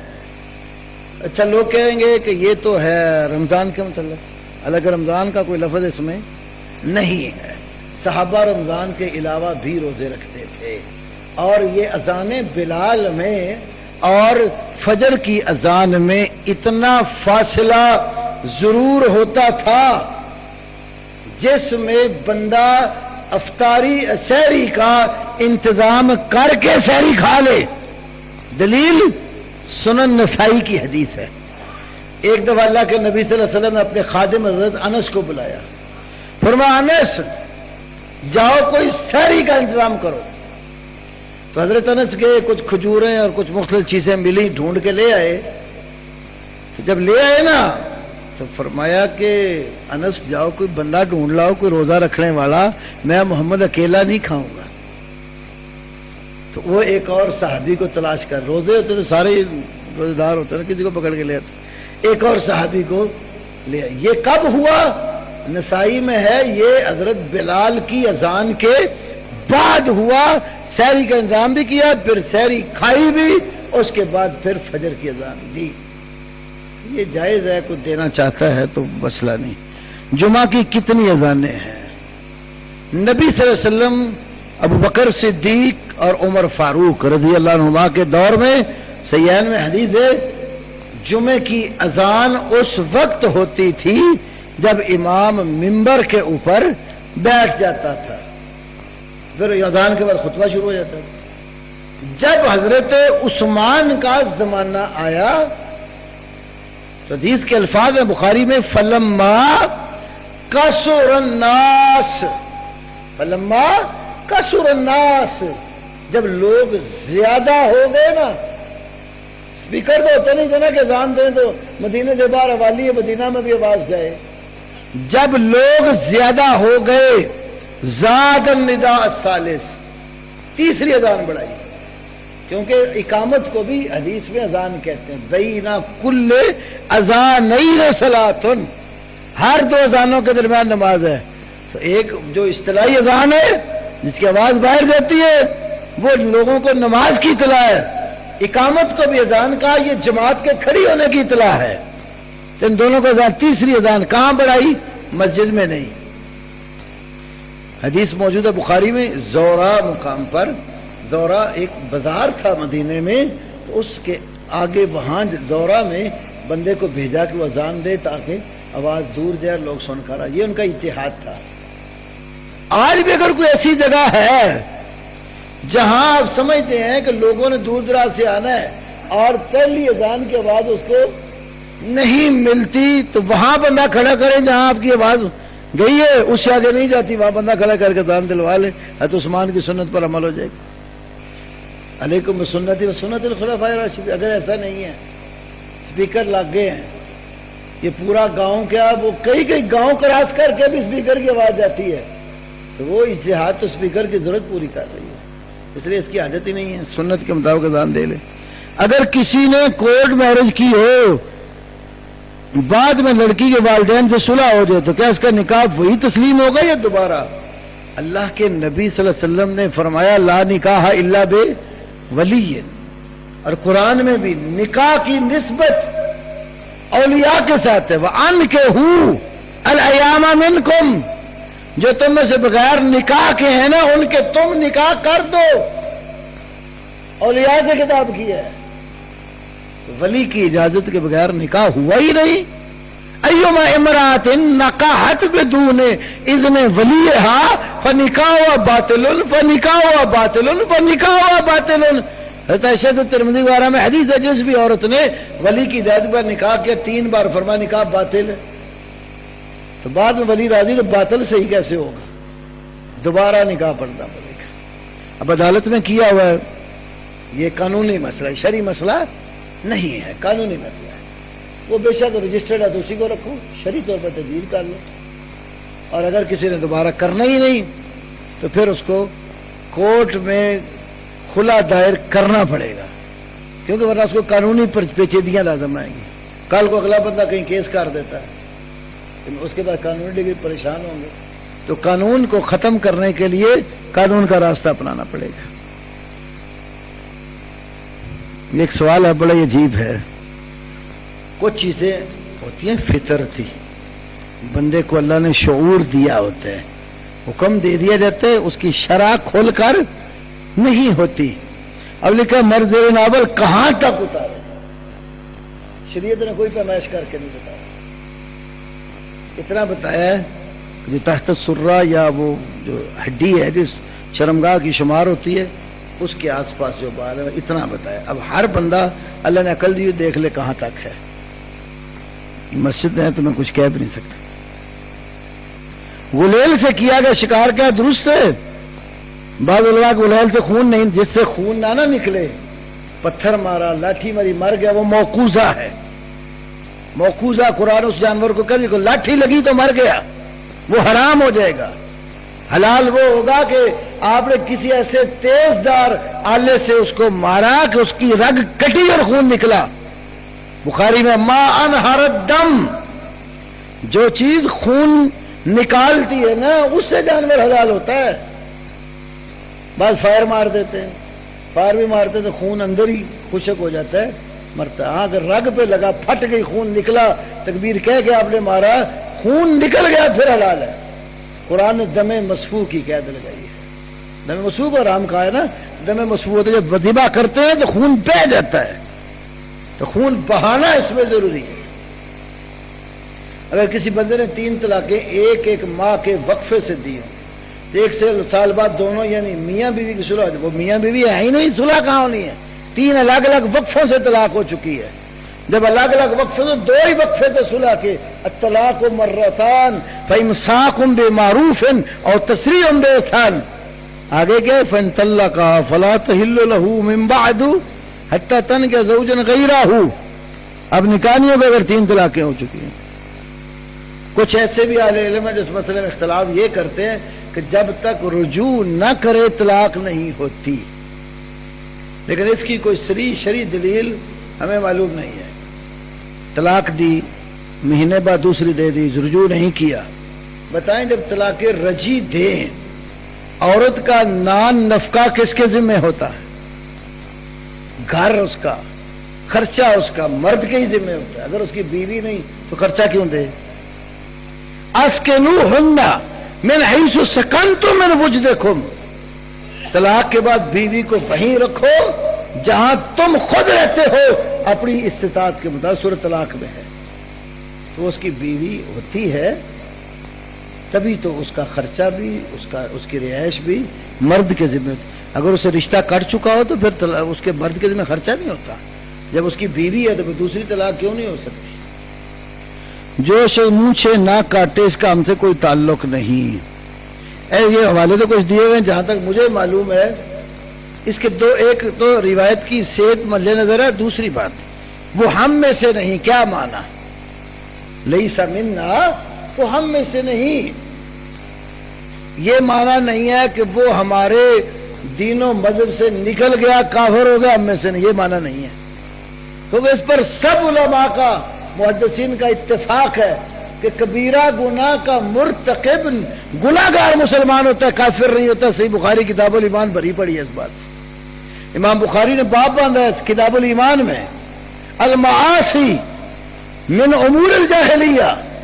بعض نسخوں میں المعاصی کلھا من امور الجاہلیہ لا یکفر صاحبها بارتکابها الا بالشرک. نافرمانی کے جتنے کام ہیں نا ان کے مرتکب کو کافر نہیں کہیں گے سوائے شرک کے. شرک کا مرتکب ہو تو خارج اسلام ہو جائے. اب پھر کیا مطلب ہوا اس کا؟ لیسا ملنا، اس کا معنی ہے لیسا علی طریقتنا، وہ ہمارے طریقے پر نہیں، ہماری سنت پر وہ نہیں چلا. کیا شکاری کتے کی خرید و فروخت اسلام میں جائز ہے یا نہیں؟ کتے کی خرید و فروخت کا شرعاً کوئی ثبوت نہیں ہے. ایک محکمہ وہ بھی ہے جنہوں نے کہا کہ کتوں کی خرید و فروخت درست ہے، ویڈیو بھی آئی ہے، اور اس نے اپنی فقہ کے مطابق صحیح کہا ہے. فتاوی عالمگیری میں لکھا ہے اذا ذبح قلبہ وباع لحمہ جازا، جب اپنے کتے کو ذبح کرے اور اس کا گوشت بیچے تو۔ وہ ایک مولوی صاحب نے فتویٰ بھی دیا نا، انہوں نے کہا کہ پاکستان یہ ہمارا کتے مار دیتے ہیں تو اس کا کاروبار کر لو، چائنا کو دے دو۔ یہ باقاعدہ فتویٰ جو ہے لائیو موجود ہے نیٹ کے اوپر، لیکن قرآن و سنت میں ایسا نہیں ہے۔ قصر نماز کتنے فاصلے سے شروع ہوتی ہے؟ رسول اللہ صلی اللہ علیہ وسلم کا قول اور حکم اس مسئلے میں کوئی موجود نہیں ہے۔ عملاً کیا ہے؟ 3 فرسخ۔ شیخ البانی رحمہ کی سلسلہ صحیحہ اور حافظ عبد المنان نور پوری صاحب کے احکام و مسائل، 3 فرسخ وہ تقریباً 22-23 کلومیٹر کے قریب ہے۔ عملاً ایسا ہے، اتنا فاصلہ ہو یا اس سے آگے جانا ہے آپ نے تو آپ قصر کر سکتے ہیں، خواب شہر سے نکلے ہی ہوں، ابھی جہاز آگے رہے ہیں۔ اگر اس سے کم فاصلہ ہے، کم حدود ہے، پھر قصر نہ کریں۔ یہ فعلی حدیث ہے۔ اگر آدمی خواب میں کسی کے فوت ہونے کی اطلاع موصول کرے تو اس کی تعبیر کیا ہے؟ تعبیریں مختلف ہوتی ہیں، ہر معبر اپنی سمجھ کے مطابق اس کی تعبیر کرتا ہے۔ فوت ہونے کی اطلاع سے کسی کا نقصان ہونا بھی مراد ہو سکتا، کوئی چیز ہاتھ سے نکل جانا بھی مانا ہو سکتا۔ سجدہ کی حالت میں پنجابی یا اردو میں دعا کی جا سکتی ہے۔ نماز عبادت ہے اور عبادت نماز صرف عربی میں سکھائی گئی۔ امام ابو حنیفہ رحمۃ اللہ علیہ کا واحد وہ ہیں جن کا قول ہے اچھے طریقے سے عربی آتی بھی ہے تو فارسی میں بھی پڑھ سکتا۔ یہ امام محمد کی کتاب الجامع الصغیر اور ہدایہ میں لکھا ہوا ہے۔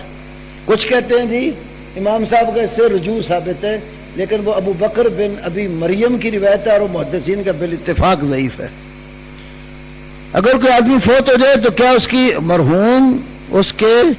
مرحوم رشتہ داروں سے ملاقات ہوتی ہے؟ روحیں آپس میں جو ایک دوسرے کو پہچانتی ہوتی ہیں ان کی ملاقات ہوتی ہے۔ امام ابن القیم کی جو کتاب روح ہے اس کے اندر انہوں نے کئی ایک صحیح حدیث بھی اس کی ذکر کی اور مسلم وغیرہ میں بھی حدیثیں ہیں۔ نماز میں دنیاوی خیالات بہت آتے ہیں، کیا کرنا چاہیے؟ دنیا میں زیادہ مگن ہوتے ہیں نا تبھی آتے ہیں، کچھ اللہ کی طرف بھی دھیان کر لو۔ وسوسہ آئے، تھوڑی سی بریک لو، اتنے سوال ہو۔ وسوسہ آئے، اللہ کے نبی کو ایک صحابی نے کہا یا رسول اللہ میں نماز پڑھتا ہوں تو مجھے وسوسے بڑے آتے ہیں۔ فرمایا ذاک شیطان یقال لہ خنزب۔ یہ مشکات پڑھنے پڑھانے والا وہاں کو پتا ہوگا کہ وسوسے کے باب میں صاحب مشکات حدیث لائے، وہ شیطان ہے۔ یقال لہ خنزب، اس کو خنزب کہا جاتا ہے۔ فاذا اخسستہ، جب تم اس شیطان کو محسوس کرو نا تو 3 بار اعوذ باللہ پڑھو اور اپنی بائیں جانب پھونک مار دو، ایسی پھونک جس میں پانی بھی ہوتا ہے۔ تو صحابی نے اس پر عمل کیا تو اللہ کے نبی کو بتایا کہ اللہ نے میرا وسوسہ دور کر دیا ہے۔ باقی توجہ دین کی طرف بھی رکھو، آخرت کے امور پہ رکھو۔ دنیا میں خالی مگر ہوگے تو ایسے ہی ہوگا، کھڑے نماز میں ہوں گے، کر دکان کا حساب رہے گا۔ اکثر اوقات کہیں بیٹھے ہوں تو آدمی آ جاتے ہیں جاننے والے، کسی مرحوم کو دعا مغفرت کا کہیں کہ بندہ نماز جنازہ والی دعا پڑھ کر دعا مانگ سکتا ہے یا نہیں؟ کوئی بھی دعا بخشش کی میت کے لیے، آپ کہیں بیٹھے ہیں، کسی نے کہا یار فلانا بندہ فوت ہو چکا ہے اس کی دعا کر دو، تو بخشش کے لیے کوئی بھی دعا مانگ سکتا ہے، جنازے والی مانگو، غیر جنازے والی مانگو، میت کی بخشش مراد ہے اور بخشش کے لیے کوئی بھی کلمے کہہ سکتے ہیں۔ البتہ یہ جو رواج بن گیا نا پھوڑی اور کیا لفظ بولتے ہیں، جب کو مار جائے 3 دن صفحے پہ جا کے بیٹھتے ہیں، کیا کر 70 مختلف علاقوں میں مختلف لفظ ہے، ہمارے علاقے میں پھوڑی کہتے ہیں۔ بہرحال وہ ایک رواج بنا لیا گیا ہے، رواجوں سے ہٹ کر کریں جب بھی کریں تاکہ رواج کی تقویت نہ ہو۔ یہ نا جو ہندو تھے نا برصغیر پاک کو، ان میں لمبا عرصہ مسلمان ہندوؤں کے ساتھ مل جل کر رہے نا، کافی ساری چیزیں نا ہندوؤں والی مسلمانوں میں داخل ہو گئی، نام بدلے ہیں، صرف نام بدلے۔ ایک مولانا عبید تھے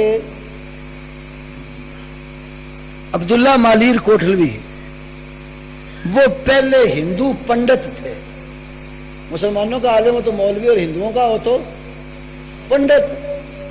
ہندوؤں کے پنڈت تھے، اسلام کو پڑھا، مسلمان ہو گئے.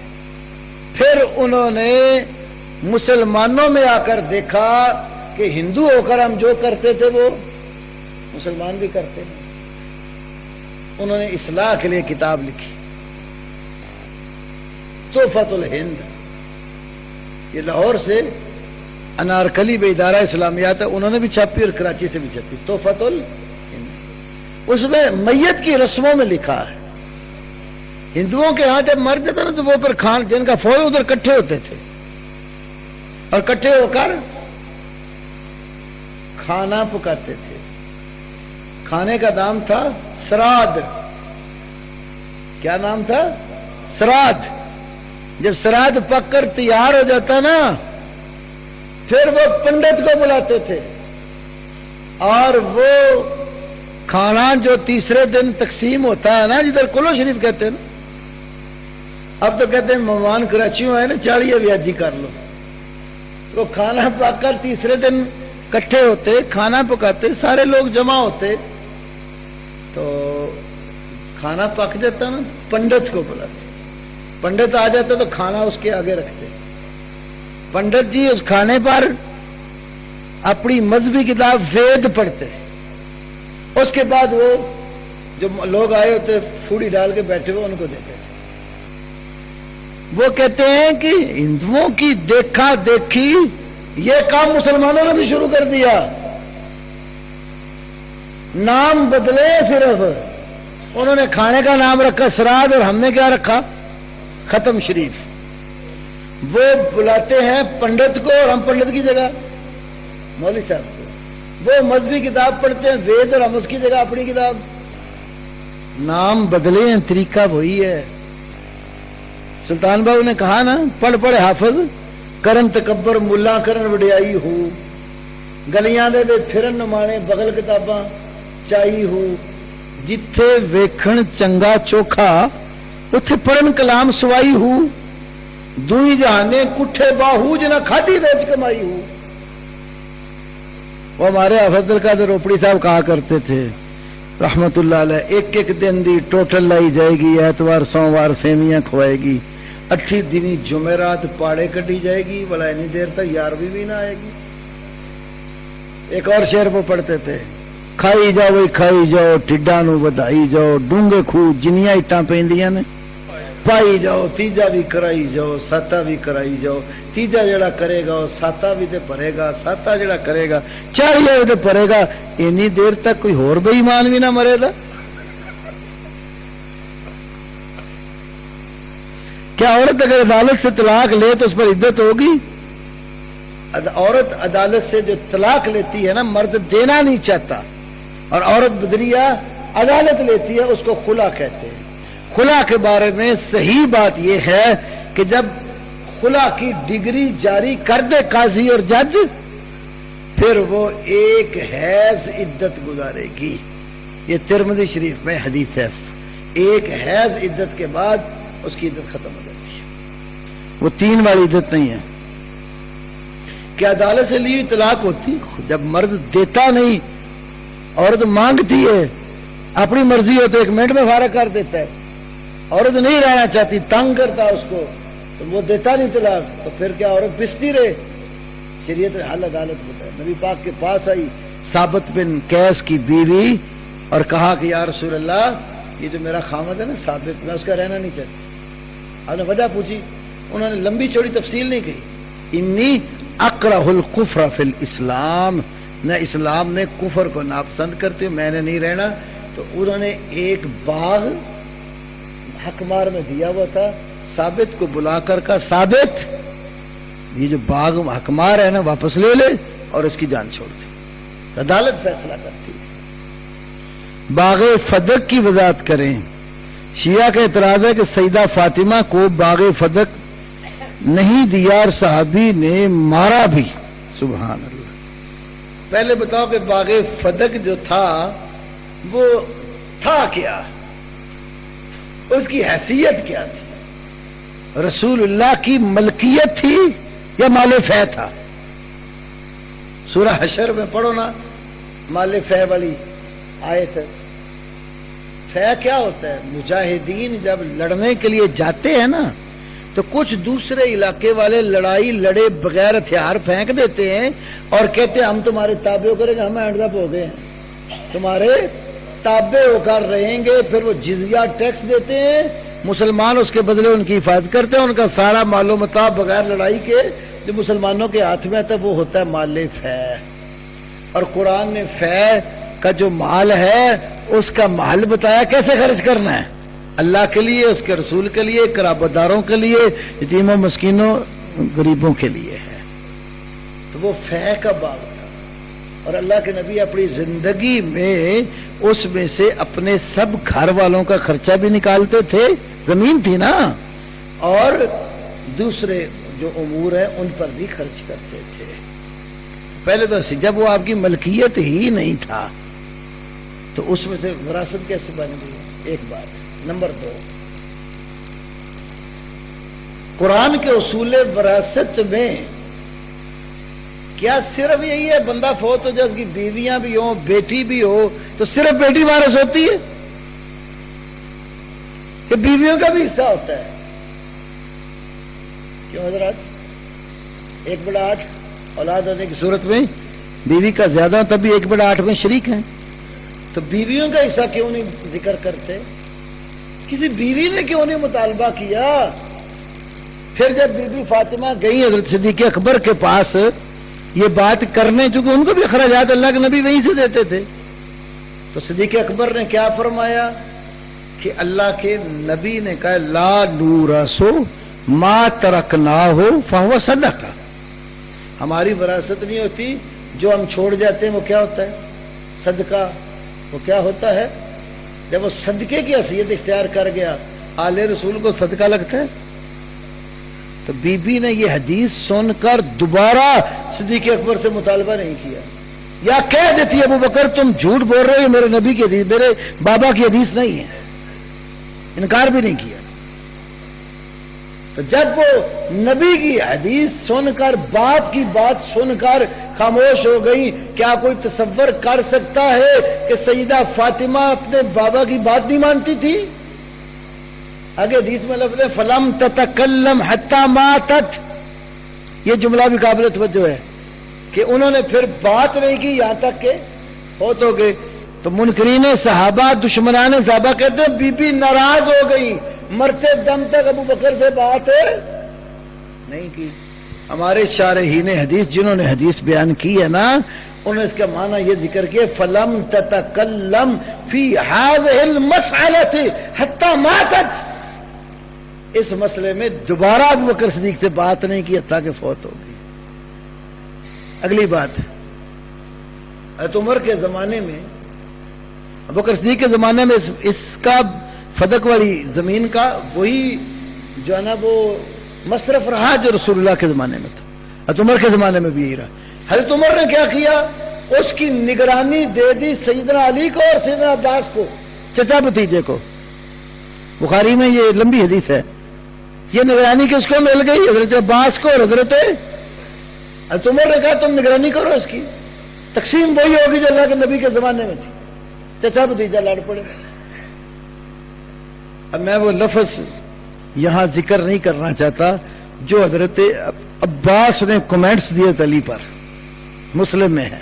بہرحال میں جو بات سمجھا رہا تھا وہ سمجھو آپ. دونوں لڑ پڑے. ان کو بھی ابو بکر، حضرت عمر نے یہ حدیث سنائی کہ ابو بکر صدیق کے زمانے میں یہ، پھر انہوں نے کہا اللہ کے نبی نے کہا تھا لا نورثو ما ترکناہ فہو صدقہ. اس حدیث کا نہ عباس نے انکار کیا نہ علی نے انکار کیا. تو اس کا مطلب انہوں نے بھی اس حدیث کو مانا ہے. چلو، ابو بکر نے نہیں دی، عمر نے بھی نہیں دی، اور عثمان نے بھی نہیں. پھر کس کا زمانہ آیا؟ حضرت علی کا دور آ گیا. وہ جائیداد منقولہ تھی کہ غیر منقولہ تھی؟ زمین تھی نا، زمین تو نہیں نا تو اٹھا کے لے جاتا. منقولہ تو جائیداد اسپیکر اٹھا کے مولوی لے گئے، پیسے نہیں دیے، کرسی اٹھا کے لے گئے، منقول ہو گئی نا ایک جگہ سے دوسری جگہ. لیکن یہ جگہ تو نہیں نا اٹھا کے لے جا سکتا. جائیداد تھی غیر منقولہ. اور حضرت علی کے دور میں بھی وہی تھی نا. پہلے تینوں نے ظلم کیا، علی نے کیوں نہیں لی؟ قبضہ کر لیتے، میری بیوی کی جگہ تھی، میرا حق ہے، تم نے نہیں دی تھی تو آج میں لیتا ہوں. نہیں کیا. ایک اور بات، علی کو تو شیر خدا کہتے ہو. ہاں، خیبر کا سارا دروازہ اتنا بڑا علی نے کنڈی سے پڑ اٹھا کے ہاتھ پہ رکھ لیا جب کرامت بیان ہوتی ہے. اور تفسیر قمی میں لکھا ہے ایک دفعہ حضرت علی ناراض ہو گئے. صدیق اکبر کا دور تھا، علی نے زمین پہ پاؤں مارا تو زمین میں زلزلہ آ گیا. تفسیر کس کی ہو رہی ہے؟ اذا زلزلت الارض زلزالها واخرجت الارض اثقالها وقال الانسان ما لها. تو بکر نے عمر نے کہا بھائی یہ بچھاڑ آ گیا مدینے میں، اس کو روکنا. جا کے علی کی کو منترلا کرو، گوڈے گٹے پھڑو مولا علی سے، تاکہ علی نے پھر ہاتھ مارا، زمین رک گئی. اتنی دلیر ہستی کہ زمین پہ ہاتھ یا پاؤں مارے تو زمین میں زلزلہ آ جائے. بیوی کی وراثت چھن گئی، نہ ابو بکر سے لڑے، نہ عمر سے لڑے، نہ عثمان سے لڑے. کہاں تھے مولا علی اس وقت؟ مدینہ میں ہی تھے نا. تو یہ ساری بنائی باتیں ہیں، آپ اس پہ غور کریں، حقیقت میں کچھ بھی نہیں ہے. نہ حضرت علی نے بولی لیتے. اچھا میں ایک دفعہ نا، بڑی پرانی بات ہے، جیل میں پڑھتا تھا، شیعہ ذاکر کی تقریر، تو یہ بات کسی نے کی، علی نے کیوں نہیں لی؟ کہنے لگا اصل میں وہ فدق کا مال جھوٹا ہو چکا تھا، تو اہل بیت جھوٹی چیز استعمال نہیں کرتے. ہم نے رکا بھی، ہم نے کہا کہ دیکھو آپ کہتے ہیں اہل بیت جھوٹی چیز ہے، خلافت جھوٹی کیوں لے لی؟ کیوں حضور؟ خلافت بھی تو استعمال کر چکے تھے نا پہلے. تم کہتے ہو خلافت ان کا حق تھا، تو خلافت جھوٹی لے لی تو فدق کیوں نہیں لیا؟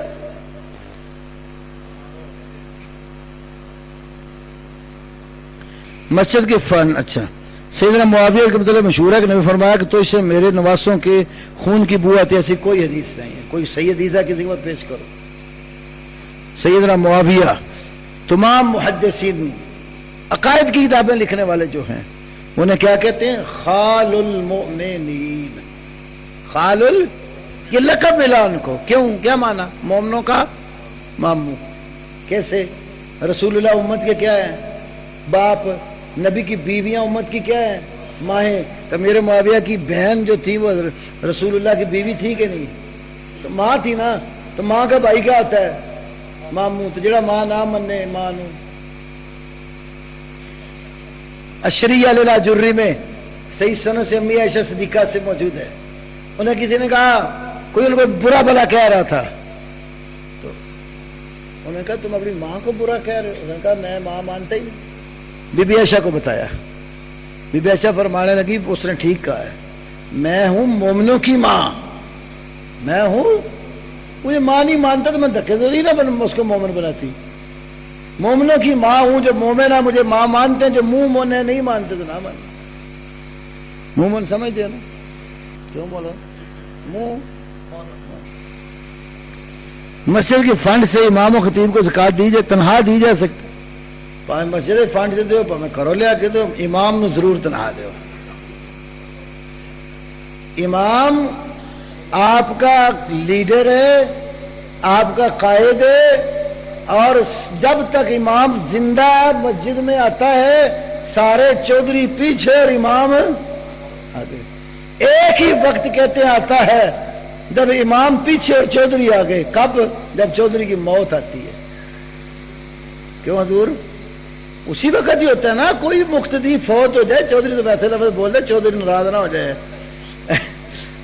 مقتدی جب فوت ہوتا ہے تو وہ آگے اور امام پیچھے. اور جب تک زندہ ہوتا ہے کہاں کھڑا ہوتا ہے؟ امام کے آگے.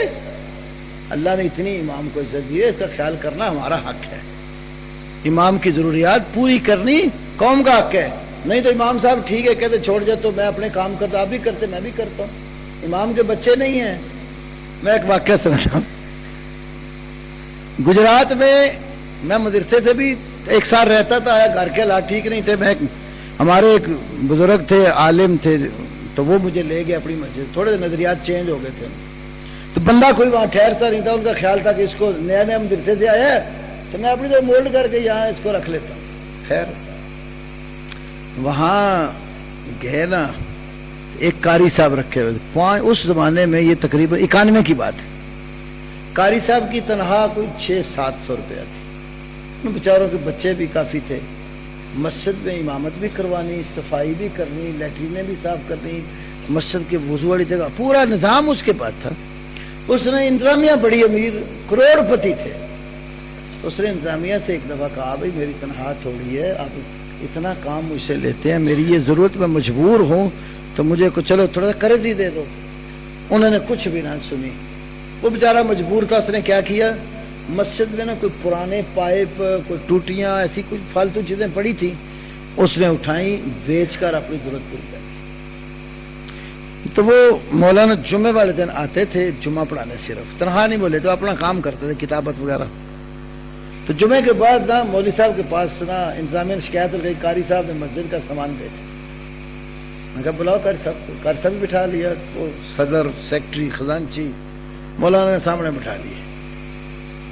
وہ جو صدر تھا نا اس سے پوچھتے ہیں کہ میر صاحب آپ بتائیں کہ آپ کے گھر کا خرچہ کتنا ہے مہینے کا؟ لاکھوں میں تھا اس کا، بتایا اس نے۔ ایک تھا اور جو سیکٹری تھا اس کا آڑت کا کام تھا، اس کو آپ کا کتنا خرچ ہے اس نے بتایا۔ تیسرے کی کپڑے کی دکان ہے گجرات سے، اس کو پوچھا تیرا کتنا خرچ ہے؟ کہتے آپ مجھے یہ بتائیں، آپ میں اور اس میں، قاری صاحب میں اور آپ میں اتنا فرق ہے، اس نے داڑھی رکھی ہوئی ہے اور آپ نے داڑھی نہیں رکھی، باقی جتنی جائز خواہشات آپ کی ہیں اس کے بھی ہیں، آپ کے بچے تھوڑے ہیں اس کے زیادہ ہیں، آپ جتنا خرچہ اپنے ایک بچے پر کرتے ہو اتنی تنخواہ اس کو دے دو، یہ مسجد کا کوئی سامان بیچے میں پیسے دوں گا۔ ضرورت پوری تم نہیں کرتے، پھر کہتے ہو کہ حضرت صاحب نے یہ کر دیا۔ بھی اللہ کے بندو اپنے گھر کو بھی تو دیکھو، آپ اپنے گھر کا نظام چلاتے ہیں تو وہ قاری صاحب کو کوئی اور تو نہیں خواہشات لگی ہوئی نا، وہ بھی انسان ہے، ان کے بھی بچے ہیں، ان کی بھی ضروریات ہیں۔ تو امام کی خدمت کرنا نا اپنے سے بڑھ کر یہ کرو گے تو دین کا علم قائم رہے گا، ورنہ وہ بھی کہے گا چلو ٹھیک ہے چودھری صاحب آپ نماز پڑھیں، میرے بچے میرے منہ کھو رہے ہیں، میں بھی جا کے کام کرا، محنت کرا۔ ہر بندہ تو ایک جیسا نہیں نہ ہوتا کہ وہ سارے ہی ہنر جانتے ہوں اور ضرورت کا کام کرو، فیس باللہ نمازیں پڑھاتے ہیں۔ نماز کی سب سے مشکل ڈیوٹی ہے، خطبے کی بھی اتنی مشکل نہیں ہے، ہفتے بعد آنا بندہ پڑھا ہی دیتا جمعہ۔ نماز کی سب سے مشکل ڈیوٹی ہے۔ اور پھر مولوی صاحب نماز والے ایک ٹائم غائب ہونا، وہ لوگ باتیں کرتے ہیں جن کو گھر بھی کوئی پوچھتا نہیں ہے، لڑنے کے لیے مسجد میں آ جاتے ہیں۔ سب سے مشکل ڈیوٹی قاری صاحب کے جو نماز پڑھاتے ہیں 5 ٹائم، پھر اگر اذان کی بھی ان کی ڈیوٹی ہو تو پھر اٹھنا، بیچارے نے سب سے پہلے اذانوں سے پہلے تیار ہونا، وضو کرنا، اذان دینی، پھر نماز پڑھانی، یہ بہت مشکل کام ہے۔ تو اگر تو امام کی ضرورت پوری نہ کریں، میں سارے اماموں کو کہہ رہا ہوں اگر کوئی یہاں بیٹھے ہیں تو میں کیونکہ میں اماموں کا ہم آتی ہوں، اگر آپ کے مقتدی آپ کی جائز ضرورت پوری نہ کریں، اپنا کاروبار کرو، تو جو مسجد کا صدر بنا اس کو حضرت جی آپ نماز پڑھاؤ تو انہوں نہیں آندی، کیوں دور؟ میں نے اللہ کے فضل سے ہنر سیکھے اور اسی نیت سے سیکھے کہ میں کسی مسجد کے صدر، سیکٹری، خزانچی کا محتاج نہیں ہوں، کام کروں گا اپنی محنت سے کروں گا، اور آج تک نہیں میں نے کسی کی محتاجی لی۔ وہ گجرات میں پہلی دفعہ جب میں گیا نا تو وہ ایک اور مسجد تھی، مجھے نہیں پڑا، دونوں حدیث آپس میں لڑے ہوئے ہیں، وہ بھی حدیثوں کی مسجد تھی، ان کے پاس خطیب نہیں تھا، جمعے کو مجھے جمعے کے لیے لے گئے، میں چلا گیا، میں جمعہ پڑھا کے آیا نا، یقین کرو وہ صدر صاحب مسجد کے مجھے کہتے برخدار کتنے گیا سی؟ میں کہا میں جمعہ پڑھا، پوچھ کے کیوں نہیں گیا؟ اس کا یہ کہنا تھا، پھر میرا بھی خون بڑا گرم تھا، میں نے کہا اچھا پھر میں تیرے پیودہ ملازم ہوں، پوچھ کے نہیں گیا، میں تیرے کو تنہا لینا۔ اور اس مسئلہ میں پتہ لگا یہ لڑ پہ میر نال، اس سے ٹائم ہی وہ آئے کہنا ساڑھے کو خطیب نے چھڑو انہوں ساڑھی مسجد آج، اور 6 مہینے میں رہا ان کے پاس تھا۔ اگلے جمعے وہی مولانا صاحب آگے جو مجھے لے کر گئے تھے، تو بلا لیا اس میر کو بھی، مجھے بھی بٹھایا، برخدار میں تو آپ کو اس مسجد کے لیے لے کر آیا تھا۔ میں نے کہا حضرت آپ مجھے اس مسجد کے لیے لے کر آئے تو ان کو ادب بھی سکھاؤ، ہم نے دین ان کی جوتیاں اٹھانے کے لیے نہیں پڑھا، علماء کی جوتیاں اٹھانا ہم عزت سمجھتے ہیں، فخر سمجھتے ہیں، اپنے استادوں کی جوتیاں اٹھانا دنیا دار ہے تو وہ اللہ نے مال دیا تو خرچ کرے، اللہ سے اجر لے۔ یہ کیا ہوا کہ وہ علماء کے اوپر کہ میں حکمران ہوں، تو حکمران تو اپنے گھر ہے، ہم کو ملازم ہے کسی کے؟ قطعاً نہیں۔ میں تمام طلبہ اپنوں کو بھی یہی کہتا ہوں، خبردار کبھی کوئی ملازمت سمجھ کے نہ کرو، ہمیشہ عزت اور وقار سے کرو۔ آپ کے ساتھ قوم آپ کی خوشی سے عزت کرتی ہے، اکرام کرتی ہے، آپ کی ضرورت پوری کرتے، کام کرو دل لگا کے کرو۔ عزت نہ کریں، ضرورت پوری کہنے کے باوجود نہ کریں، اپنا کاروبار کرو، اپنا کوئی کام کرو، اپنے گھر کا، ماں باپ کا، بہنوں بھائیوں کا، بیوی بچوں والے اپنے بچوں کی روزی کا فکر کرو۔ آپ کے ذمے ہے یہ، ماں باپ کے لیے کمانا، اولاد کے لیے کمانا فی سبیل اللہ ہے۔ طبرانی کبیر میں حدیث، اللہ کے نبی بیٹھے ہوئے تھے، صحابہ بھی تشریف فرما، ایک نوجوان بڑا پھرتیلا سا پاس سے گزرا، صحابہ نے کہا کاش اس کی جوانی فی سبیل اللہ ہوتی۔ اللہ کے نبی نے کہا اگر اس لیے پھرتی سے جا رہا ہے کہ بوڑھے والدین کے لیے کما کر رہا ہے تو یہ بھی فی سبیل اللہ ہے، اگر اس لیے جا رہا ہے کہ اپنی اولاد اور بیوی بچوں کا پیٹ حلال سے پالے تو یہ فی سبیل اللہ ہے۔ تو بندہ میرا ہی نہ فی سبیل اللہ سمجھ لو۔ لکھا داڑھی کی سیٹنگ جائز ہے، نبی پاک نے کوئی سیٹنگ میٹنگ نہیں کی۔ جب یہ 11 سوال ہیں بہت شارٹ کٹ جواب دیتا ہوں، بات کریں۔ مغرب کے بعد بھی بول کے آیا ہوں، ابھی تو کتنا ٹائم ہو گیا، صبح پڑھانا بھی ہے جا کے، میں شارٹ کرتا ہوں پھر۔ شرک کی تعریف کیا ہے؟ نہ اللہ نے بیان کیا نہ نبی پاک نے بیان کی۔ کیا تعویذات پہننا جائز ہے؟ قرآن و سنت میں ثابت نہیں ہے۔ کرسی پر بیٹھ کر نماز پڑھنا درست ہے، جس کے گھٹنے بینڈ نہیں ہوتے، نہیں بیٹھتا، مجبور ہے وہ پڑھے، باقی نہ پڑھے۔ کیا معذور امام کی نماز پڑھی جا سکتی ہے؟